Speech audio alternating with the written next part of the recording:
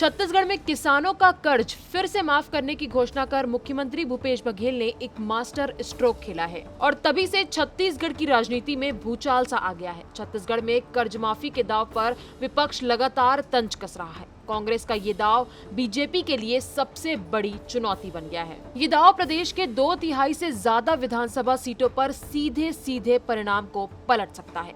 ये वो सीट है जिसे कांग्रेस के लिए जीतना बहुत जरूरी होगा अगर उसे सत्ता में वापस आना है तो। और ये दाव भी ऐसा है कि भाजपा ना तो खुलकर विरोध कर पा रही है और ना ही उससे चुप बैठा जा रहा है। तो क्या है ये मास्टर स्ट्रोक और क्या है इसके पीछे की कहानी, आइए समझते हैं।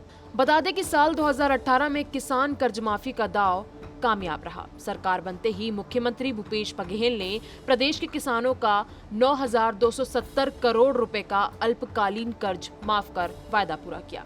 इसका लाभ 18,82,000 किसानों को पहुंचा। उसी तर्ज पर मुख्यमंत्री एक बार फिर से कर्ज माफी का ऐलान कर चुके हैं। अगर इस वादे के पीछे के सियासी गणित को समझें तो इस साल 14,82,000 किसानों ने सहकारी बैंक से कुल 6,900 करोड़ से ज्यादा का कृषि ऋण लिया है। राष्ट्रीयकृत बैंकों से लिया कृषि लोन जोड़ा जाए तो आंकड़ा 12,000 करोड़ तक पहुंचेगा। अगर मौजूदा हिसाब से कर्ज माफी हुई तो करीब 22 लाख किसानों को इसका लाभ मिलेगा, क्योंकि बीते साल करीब 23.5 लाख किसानों ने सहकारी समितियों में अपना धान बेचा। तो इस हिसाब से तकरीबन सभी पंजीकृत किसान वर्ग को इस कर्ज माफी से लाभ होना तय है। क्षेत्रवार गणित के हिसाब से देखें तो प्रदेश के करीब 24 लाख किसान हैं। अगर कर्ज माफी होती है तो इसका 82% हिस्सा अकेले मैदानी संभागों रायपुर, दुर्ग और बिलासपुर के किसानों को मिलेगा।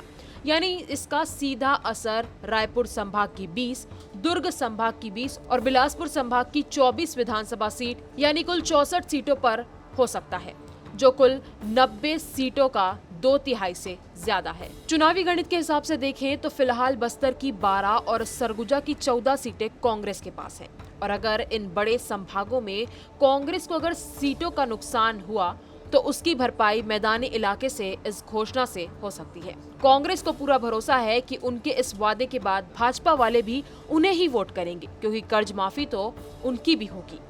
वहीं दूसरी तरफ कांग्रेस के दाव का भाजपा के पास फिलहाल कोई काट नजर नहीं आ रहा है। बात किसानों के हित की है तो वो भी इसका खुलकर विरोध नहीं कर पा रहे हैं, बस नपे तुले शब्दों में कोरा चुनावी स्टंट बता रहे हैं।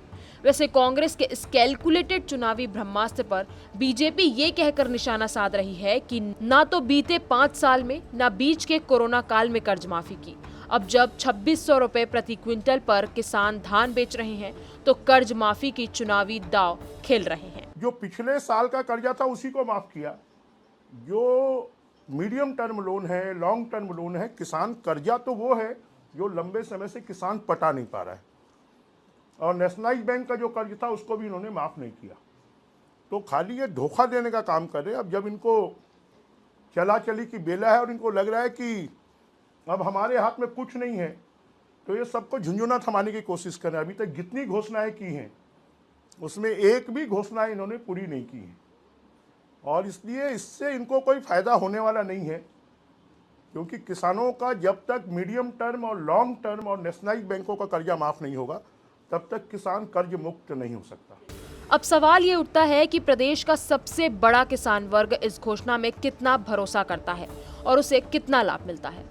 और इसके साथ ही सवाल ये भी उठता है कि कांग्रेस की कर्ज माफी के ऐलान के बाद बीजेपी इसका क्या तोड़ निकालती है। देखना ये होगा कि क्या बीजेपी भी किसानों की कर्ज माफी का ऐलान करती है या फिर वो प्रदेश के किसी और वर्ग को साधने की कोशिश करती है। और इसके साथ ही आपको क्या लगता है कि बीजेपी को क्या करना चाहिए? क्या उसे भी कर्ज माफी का ऐलान करना चाहिए या फिर प्रदेश के किसी और वर्ग को साधने की कोशिश करनी चाहिए? हमें कमेंट कर जरूर बताएं। और अगर आपको हमारा ये वीडियो पसंद आया हो तो इसे लाइक और शेयर जरूर करें और हमारे चैनल खबर विभाग को सब्सक्राइब करना ना भूलें।